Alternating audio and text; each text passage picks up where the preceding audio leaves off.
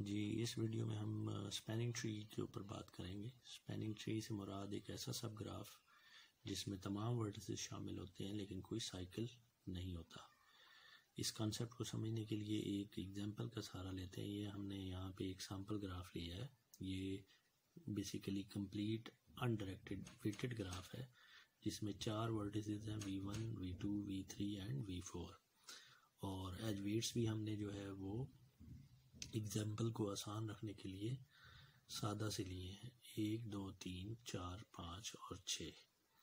अब एक given graph से हम मल्टीपल स्पैनिंग ट्रीज जनरेट कर सकते हैं अगर हम डेफिनेशन को जहन में रखें। जैसे कि यहाँ पे आपको मैं 4 जो है वो स्पैनिंग ट्रीज जो है वो दिखा रहा हूँ जो कि ऊपर दिए गए ग्राफ से जो है वो जनरेट किए गए हैं।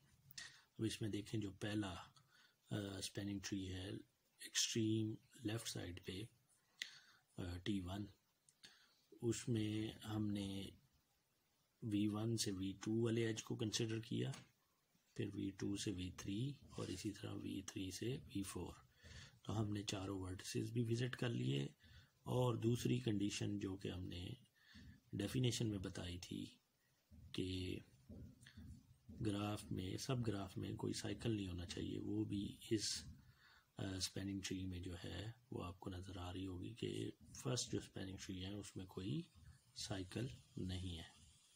इसी तरह जो दूसरा स्पैनिंग ट्री हमने जनरेट किया है या एक्सट्रैक्ट किया है गिवन ग्राफ से, उसमें भी हमने जो एजेस लिए हैं वो V1 से V2 के दरमियान, इसी तरह V1 से V4 के दरमियान और V3 से V4 के दरमियान। यहाँ पे भी देखें तो हमने तमाम वर्टिसेस जो है वो विज़िट कर लिए,